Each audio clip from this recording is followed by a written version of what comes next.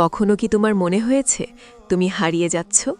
চারপাশে সবাই আছে, কিন্তু মনে হচ্ছে কেউ নেই। তুমি কান্না করছো, কিন্তু সেই কান্নাকে শুনছে না। তুমি নামাজে দাঁড়াও, হাত তুলে দোয়া করো, কিন্তু মনে হয় যেন আকাশ নীরব। তোমার রব শুনছেন না। কেমন যেন এক অদৃশ্য দূরত্ব তোমার আর তোমার রবের মাঝেই। তুমি ভাবো, আল্লাহ কি আমাকে ভুলে গেছেন? তিনি কি আমার কষ্ট দেখছেন না? আমি তো কষ্টে কান্না করছি, তবুও কেন আমার দোয়া কবুল হয় না? এই প্রশ্নটা হাজারো মেয়ে নিজের মধ্যে করে। আর আমি জানি আজ তুমি ক্লান্ত।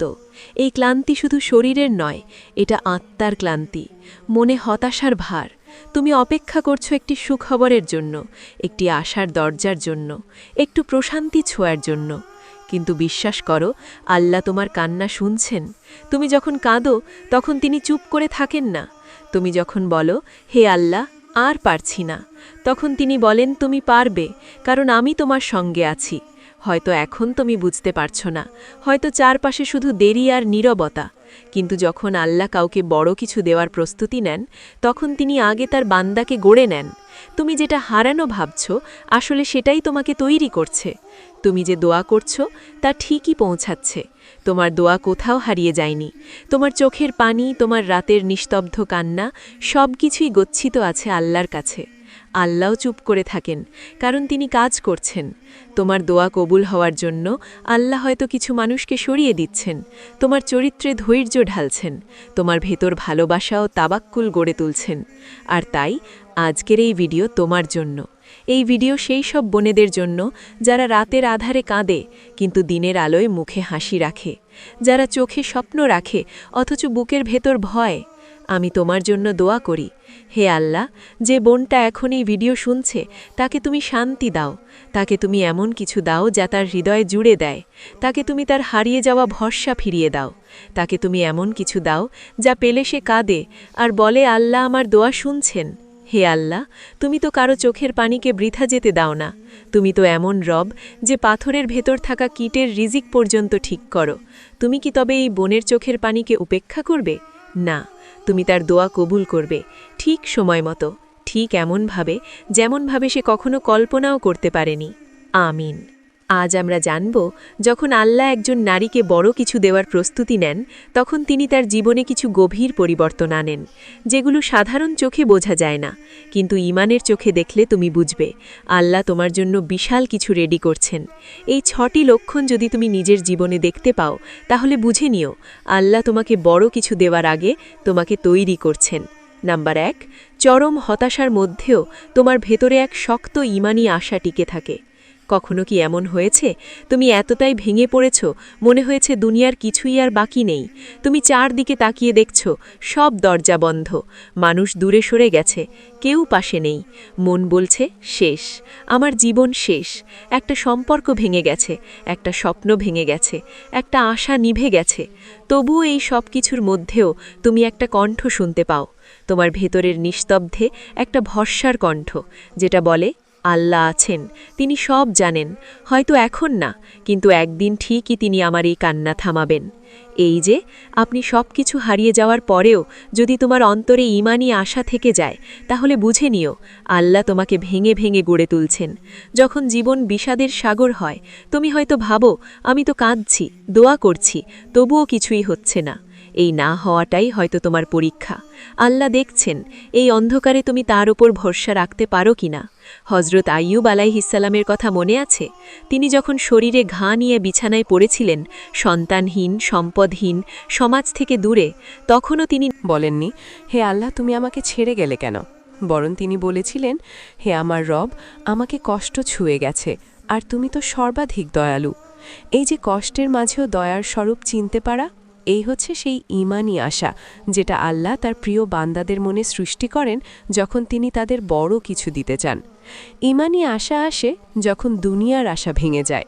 একটা সময় আসে যখন দুনিয়া তোমাকে বারবার না বলে। তখন যদি তুমি একবারও মনে মনে বলো, আল্লাহ আছেন, আল্লাহ কিছু ভালো করবেন, তাহলে তুমি জানবে এই আশা তুমি নিজে তৈরি করনি। এই আশা আল্লাহ তোমার ভিতরে দিয়েছেন। যখন তোমার হৃদয় ভাঙে, আল্লাহ নিজ হাতে সেই ভাঙা হৃদয়ে তাওয়াক্কুলের বীজ বপন করেন। আর তুমি ধীরে ধীরে দেখো, তুমি অন্য রকম হয়ে যাচ্ছ। আগে তুমি মানুষের ভরসা করতে, এখন আল্লাহর উপর ভরসা করো। আগে তুমি ফলাফল চাইতে, এখন তুমি শুধু সন্তুষ্টি চাও। এই পরিবর্তনই প্রমাণ তুমি বিশেষ, কারণ সবাইকে আল্লাহ এমন করেন না। যাদের তিনি বড় কিছু দেওয়ার প্রস্তুতি নেন, শুধুমাত্র তাদেরকেই এই শক্ত ঈমানি আশা দেন। শয়তান চায় তুমি কষ্ট পেয়ে বলো, আল্লাহ আমাকে দেখছেন না, কিন্তু তোমার হৃদয় যদি বারবার বলে, না, আমার রব খুবই দয়ালু, তিনি নিশ্চয়ই দেখছেন, তাহলে তুমি জানো এই যুদ্ধ তুমি জিতে যাচ্ছ।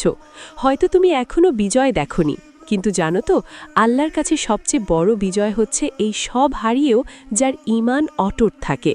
যে নারী ঈমানি আশা ধরে রাখে, যে নারী অন্ধকারেও বলে আল্লাহ আমার সঙ্গে আছেন, যে নারী নীরব কান্নার মধ্যেও আশা ছাড়ে না, আল্লাহ তার দোয়া কবুল না করে পারেন না। তুমি যখন শেষ রাতে নিস্তব্ধতায় কাঁদো, তোমার চোখের পানির শব্দ কেউ না শুনলেও আল্লাহ শোনেন। আল্লাহ বলেন, আমার বান্দা আশা হারায়নি, তাহলে আমি কিভাবে তার আশা ভাঙতে পারি? এই ঈমানি আশা একটি ইশারা। তুমি যদি অনুভব করো তুমি নিস্তব্ধ, একা, ক্লান্ত, তবুও মন বলছে আল্লাহ আছেন, তিনি আমার জন্য কিছু রেখেছেন, এই অনুভবটাই লক্ষণ যে তিনি তোমার জন্য কিছু বানাচ্ছেন। তুমি যে এতটা ভেঙে পড়েও আল্লাহর কাছেই ফিরে যাচ্ছ, এই মনোভাব কোনো সাধারণ মেয়ের হয় না। এটা সেই নারীর হয় যার জন্য আকাশের ভয়শালা হয়েছে, এই বান্দিকে আমি দুনিয়ার সবচেয়ে আলাদা ভালোবাসব। তুমি কষ্টে আছো, আমি জানি। তোমার দোয়া এখনও কবুল হয়নি, জানি। তুমি অনেক কেঁদেছ, আমি বুঝি। কিন্তু এই কান্নার মধ্যেও তুমি আল্লাহর প্রতি যে আশা ধরে রেখেছ, সেটাই প্রমাণ যে তুমি হার মানোনি, তুমি তো তার বান্দি। নাম্বার 2, তাহাজ্জুদ ও একাকী সময়ে কান্নার অভ্যেস তৈরি হয়ে যায়। কখনো কি এমন হয়েছে, সবাই যখন ঘুমিয়ে গেছে তুমি একা বসে চুপচাপ কাঁদছ? কেউ জানে না তোমার ঘরের ভিতরে, তোমার বুকের গভীরে একটা সমুদ্র আছে, যেখানে ঢেউয়ের মতো কান্না বয়ে যায়। তুমি কিছুই বলতে পারো না, কারণ বোঝানোর মতো কেউ নেই। তুমি শুধু তাকাও আকাশের দিকে আর বলো, হে আল্লাহ, আমার তো তুমিই আছো। এই কান্না, এই গভীর রাতে চোখের জলে ভেজা সিজদা, এই তাহাজ্জুদের আহাজারি, এই একাকিত্ব দুয়ার ঝরনা, এটাই সেই লক্ষণ যেটা প্রমাণ করে আল্লাহ তোমার হৃদয় নিজের জন্য তৈরি করছেন। তাহাজ্জুদ, যেখানে তুমি ভাঙো আর আল্লাহ গড়েন। এই দুনিয়া তোমাকে ভেঙে দিয়েছে, তুমি এমন এক জায়গায় পৌঁছেছ যেখানে তুমি মানুষের কাছ থেকে মুখ ফিরিয়ে নিয়েছ। তুমি কাউকে বলো না কিছুই, তোমার একমাত্র আশ্রয় হয়ে উঠেছে আল্লাহর সামনে সিজদায় পড়ে যাওয়া। এই যে তাহাজ্জুদের অভ্যেস, এই যে একাকী কান্নার অভ্যেস, তুমি কি জানো এটা কোনো সাধারণ জিনিস নয়? হাদিসে এসেছে, রাতের অন্ধকারে যে ব্যক্তি আল্লাহকে স্মরণ করে এবং চোখে পানি আসে, কিয়ামতের দিন আল্লাহ তাকে ছায়া দেবেন, যেদিন আর কোনো ছায়া থাকবে না। তুমি যখন সবাই ঘুমিয়ে গেলে উঠে দাঁড়াও আর চোখে জল নিয়ে নামাজ পড়ো, আল্লাহ তখন ফেরেশতাদের বলেন, দেখো আমার বান্দি কেমন আমাকে ভালোবাসে, আমি ওকে আর একা রাখব না। একাকিত্বের কান্না আল্লাহর তরফ থেকে একটি দাওয়াত। তুমি হয়তো ভেবেছ, আমি একা হয়ে যাচ্ছি কেন, মানুষ দূরে যাচ্ছে কেন, প্রিয়জন বুঝতে পারছে না, কেউ তোমার অনুভব ধরতে পারছে না। কিন্তু একটু ভাবো তো, এই একাকিত্ব কি আল্লাহর তরফ থেকে তোমাকে তার কাছে ডাকার একটি কৌশল? তুমি আগের যত ব্যস্ত ছিলে, হয়তো 5 ওয়াক্ত হতো না, কিন্তু এখন তুমি গভীর রাতে উঠেও দাঁড়াও। তুমি বলো, হে আল্লাহ, আমি কেবল তোমাকেই জানি, তোমাকেই চাই। এই একাকিত্ব, এই কান্না আল্লাহর প্রিয় বান্দাদের অন্যতম বৈশিষ্ট্য।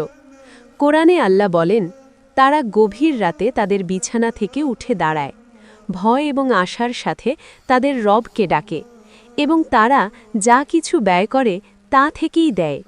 তুমি যখন কাউকে না জানিয়ে শুধু আল্লাহর জন্য উঠে দাঁড়াও, তুমি যখন কাঁদো তার সামনে, তখন তুমি এই আয়াতের অন্তর্ভুক্ত হয়ে যাও। তুমি সেই শ্রেণীর নারীদের একজন যাদের উপর আল্লাহ গর্ব করেন। কান্না যেটা মানুষ জানে না, কিন্তু আল্লাহ জানেন। তুমি হয়তো বাইরে হেসে চলেছ, মানুষ ভাবে তুমি ঠিক আছো, কিন্তু রাত গভীর হলে তুমি এমনভাবে কাঁদো যেমন ভেতরটা ফেটে যাচ্ছে। এই কান্না কেউ দেখে না, কেউ শোনে না, তবুও সেই কান্না আসমান কাঁপায়। কারণ এই কান্নার মধ্যে আছে আল্লাহর প্রতি প্রেম, আছে তওবা, আছে আকুতি। আমাকে ক্ষমা করে দাও, আমার হয়ে যাও। এই অভ্যেস আল্লাহর তরফ থেকে আসে। এই গভীর রাতের কাঁদার শক্তি তুমি নিজে তৈরি করনি, আল্লাহই তোমার ভেতরে এমন হৃদয় বানিয়েছেন যেটা কাঁদতে পারে। তুমি জানো তুমি অনেক কিছু হারিয়েছ, তুমি জানো মানুষ তোমাকে অবহেলা করছে, তাই তিনি তোমার হৃদয়কে এমনভাবে গড়ছেন যাতে তুমি মানুষ নয়, তার কাছেই ফিরে আসো। এই কান্না, এই নীরব রাতের সিজদা তোমার ভাগ্যে বড় কিছু লেখা হয়েছে বলেই আল্লাহ তোমাকে নিজের সাথে এমনভাবে যুক্ত করছেন। একাকিত্বে কান্না, যারা আল্লাহর নির্বাচিত বান্দি, হাদিসে এসেছে আল্লাহর এমন কিছু বান্দা আছে যারা চুপচাপ কাঁদে, রাতের আধারে দোয়া করে, যাদের কান্না কেউ দেখে না, কিন্তু আল্লাহ সেই অশ্রুকে সংরক্ষণ করেন কিয়ামতের জন্য। তুমি যদি এমন হও যে কাউকে না বলে রাতে উঠে চোখ ভিজিয়ে ফেলো, তাহলে তুমি জানো আল্লাহ তোমাকে বেছে নিয়েছেন। তুমি যখন কাঁদো মনে হয় কেউ বুঝছে না, কিন্তু কিয়ামতের দিনে আল্লাহ তোমাকে বলবেন, এই কান্নার বিনিময়ে আমি তোমাকে রক্ষা করেছি, এই তাহাজ্জুদের বিনিময়ে আমি তোমার কবরকে নূরে ভরিয়ে দিয়েছি, এই একাকিত্বের বিনিময়ে আমি তোমাকে নিজের কাছে নিয়েছি। তুমি হয়তো ভাবো সবাই পায়, আমি পাই না। তুমি হয়তো জানো না তুমি যেটা পেয়েছ, এই গভীর কান্না, এই তাহাজ্জুদের ব্যথা ভরা সিজদা, এটা সবাই পায় না। এই কান্না কোনো দুর্বলতার চিহ্ন নয়, বরং আল্লাহর বিশেষ রহমতের প্রমাণ। আগে যা তুমি আনন্দ ভেবে করতে, এখন তা বিষ হয়ে গেছে। তুমি হয়তো একসময় গান শুনে স্বস্তি পেতে, সিনেমা দেখে দুঃখ ভুলে যেতে, ঘন্টার পর ঘন্টা স্ক্রোল করতে করতে দিন পার করতে, কিন্তু এখন তুমি সব কিছুতে পাপ দেখতে পাও। তুমি নিজের পুরনো আচরণ দেখলে বুকের ভেতর কেমন জানি একটা ঘৃণার ঢেউ ওঠে। এটাই সেই ঈমানের জাগরণ। এই ঘৃণা, এই অনুশোচনা মানুষ নিজে থেকে বানাতে পারে না, আল্লাহই একজন বান্দির হৃদয়কে এমনভাবে পরিবর্তন করেন। কোরআনে আল্লাহ বলেন, নিশ্চয়ই যারা ঈমান এনেছে এবং সৎ কাজ করেছে, আল্লাহ তাদের অন্তরে ঈমান লিখে দিয়েছেন এবং তাদের একটি রুহু দ্বারা শক্তিশালী করেছেন। এই রুহু মানে হচ্ছে তুমি হঠাৎ এমন একটা আলো অনুভব করো যেটা তোমাকে ভেতর থেকে কাঁপিয়ে দেয়। তুমি নিজেই বুঝতে পারো না কেন হঠাৎ গুনাহের প্রতি ঘৃণা জন্ম নিচ্ছে, কেন আগে যেটা ভালো লাগতো এখন সেটা ভয় ধরিয়ে দেয়। এটা আল্লাহর তরফ থেকে তোমার হৃদয়ে রুহানিয়াতের আগমন। তুমি হয়তো এখন আর সেই কাজগুলো করো না, তবুও কিছু স্মৃতি তোমাকে তাড়া করে। হয়তো অতীতে কারোর সাথে হারাম সম্পর্ক ছিল, হয়তো নিজেই নিজের ইজ্জত হেলায় হারিয়েছিলে, হয়তো নামাজ ছেড়ে দিয়েছিলে, পর্দা ছেড়ে দিয়েছিলে, মা বাবাকে কষ্ট দিয়েছিলে। সবই ছিল জীবনের অংশ, কিন্তু এখন তুমি রাতের আধারে কান্না করো এই বলে, হে আল্লাহ, আমিও কি তোমার ক্ষমার উপযুক্ত হতে পারি? এই কান্না, এই অপরাধবোধ, এই নিজের গুনাহ নিয়ে ভাবা, এটাই আল্লাহর রহমতের প্রথম স্পর্শ। রাসূল সাল্লাল্লাহু আলাইহি ওয়াসাল্লাম বলেছেন, তওবাকারী সে ব্যক্তি নয় যে শুধু মুখে বলল, বরং সেই যার অন্তরে সত্যিকারের অনুশোচনা জন্ম নেয়, আর সে গুনাহের প্রতি ঘৃণা অনুভব করে। তোমার যদি এখন গুনাহের কথা মনে পড়লে মনে মনে কেঁপে যাও, চোখের জল চলে আসে, তাহলে তুমি জানো আল্লাহ তোমাকে ক্ষমা করতে চাইছেন। গুনাহের প্রতি এই ঘৃণা তোমার হৃদয় নতুন কিছু গড়ছে। তুমি হয়তো এখন আর গুনাহ করতে পারো না, মন চায় না, ভয় করে, চোখে পানি আসে। এই হৃদয় আল্লাহ নিজ হাতে গড়েছেন। রাসূল সাল্লাল্লাহু আলাইহি ওয়াসাল্লাম বলেছেন, যখন কোনো বান্দি গুনাহ করে এবং অনুতপ্ত হয়, আল্লাহ তার হৃদয়কে আরও নরম করে দেন। তোমার এই নরম হৃদয়, এই কাঁদতে থাকা চোখ আল্লাহর ভালোবাসার প্রমাণ। নিজেকে ঘৃণা করা আল্লাহর পথে ফিরে যাওয়ার একটি নিদর্শন। এই অনুভব যেটা তোমাকে রাতে শান্তিতে ঘুমাতে দেয় না, যেটা তোমাকে একা বসে আত্মসমালোচনায় ডোবায়, যেটা তোমাকে বারবার বলায়, হে আল্লাহ, আমি খুব পাপ করেছি।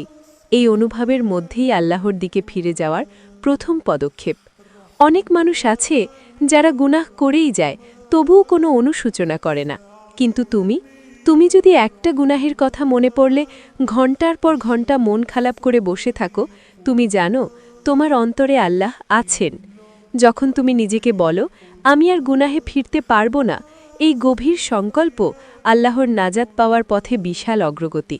এমনটা তখনই হয় যখন আল্লাহ একটি নারীর তওবা কবুল করতে প্রস্তুত হন। প্রিয় আপু, গুনাহ করা আমাদের দুর্বলতা, কিন্তু গুনাহের প্রতি ঘৃণা, এইটা আল্লাহর দেওয়া ঈমানের সাক্ষী। তুমি হয়তো পবিত্র নও, কিন্তু তুমি ফিরে আসতে চাইছ, এই চাওয়াই তোমাকে আল্লাহর দরজায় পৌঁছে দিচ্ছি। নাম্বার 4, কিছু মানুষ ধীরে ধীরে জীবনের বাইরে চলে যেতে থাকে। তুমি কি কখনো লক্ষ্য করেছ কিছু মানুষ হঠাৎ তোমার জীবন থেকে চলে যাচ্ছে? কোনো ঝগড়া হয়নি, কোনো কারণ নেই, তারা ধীরে ধীরে নীরবে বিলীন হয়ে যাচ্ছে। একসময় যাদের ছাড়া তুমি জীবন ভাবতেই পারতে না, যারা তোমার চোখের পানি, তোমার হাসি সব জানত, তারা আজ তোমার খোঁজও নেয় না। তুমি হয়তো খুব অবাক হও, হঠাৎ কি হলো? আমি তো কিছুই করিনি। না, তুমি কিছু করনি, আল্লাহ কিছু করছে। যখন আল্লাহ তোমাকে অন্য কিছুর জন্য প্রস্তুত করেন, মানুষ ভাবে আল্লাহ আমাদের জীবনে কেবল নতুন কিছু দেন, রিজিক, সম্পর্ক, ভালোবাসা।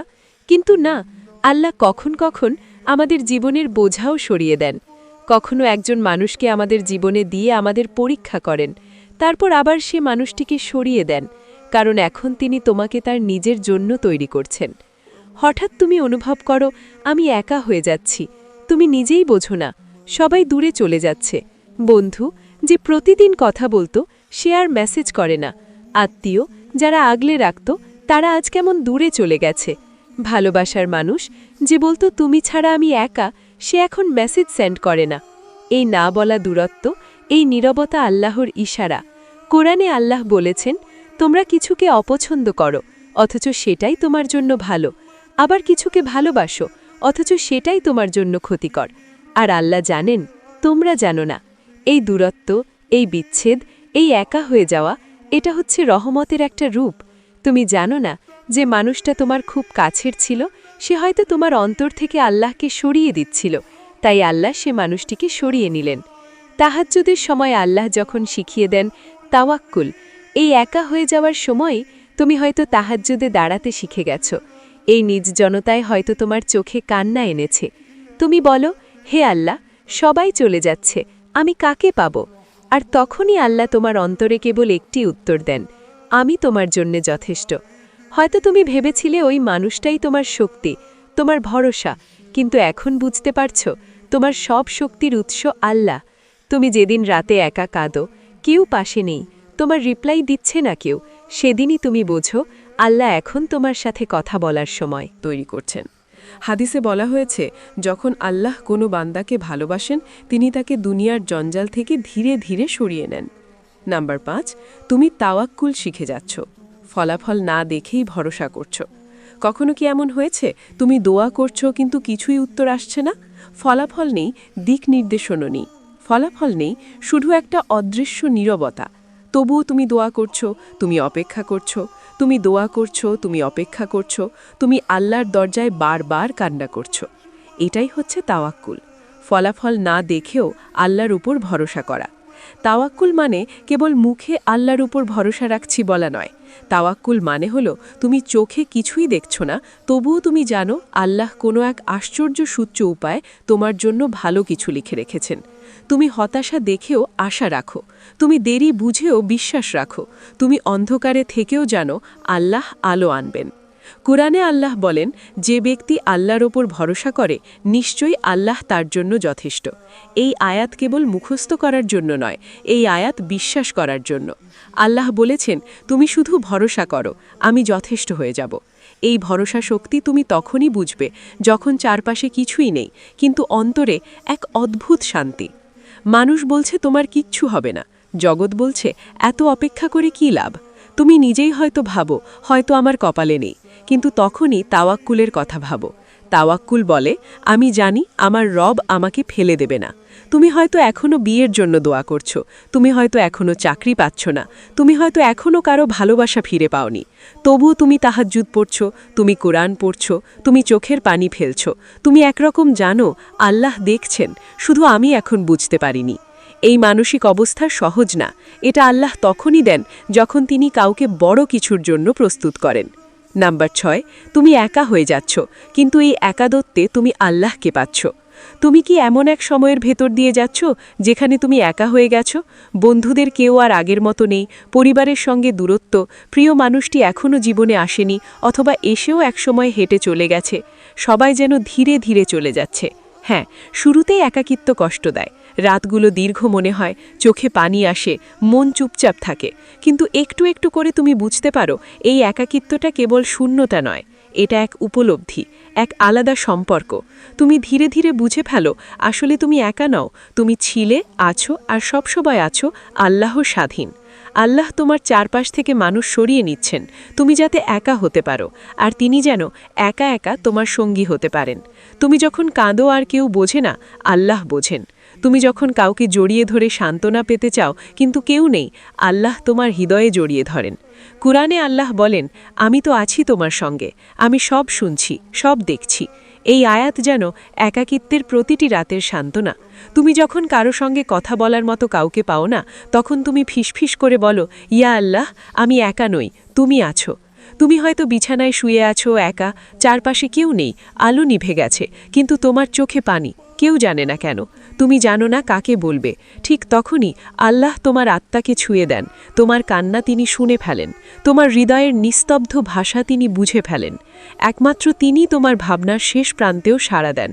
এই একাকিত্বে তুমি কিছু পাচ্ছ, তুমি নিজেকে চিনতে শিখছ, তুমি আল্লাহর নিকটে হয়ে যাচ্ছ, তুমি দুনিয়াবি মোহ থেকে ধীরে ধীরে মুক্ত হচ্ছ, তুমি এমন কিছু পাচ্ছ যা মানুষের ভিড়ে পাওয়া যেত না।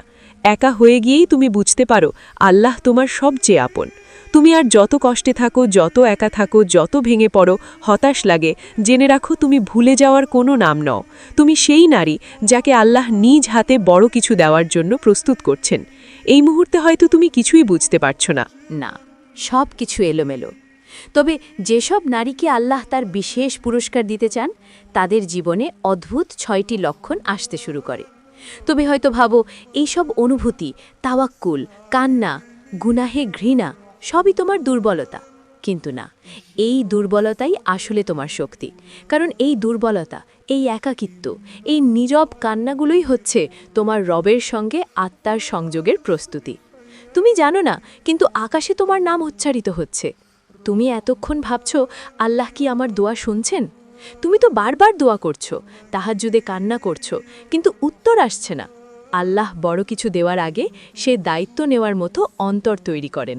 যে হৃদয় ভেঙে গেছে তাওয়াক্কুল গড়া হচ্ছে, যে চোখ কেঁদে গেছে তাকে আধ্যাত্মিক আলোতে ধুয়ে নেওয়া হচ্ছে। তুমি বদলে যাচ্ছ, এটা সবার চোখে পড়বে না।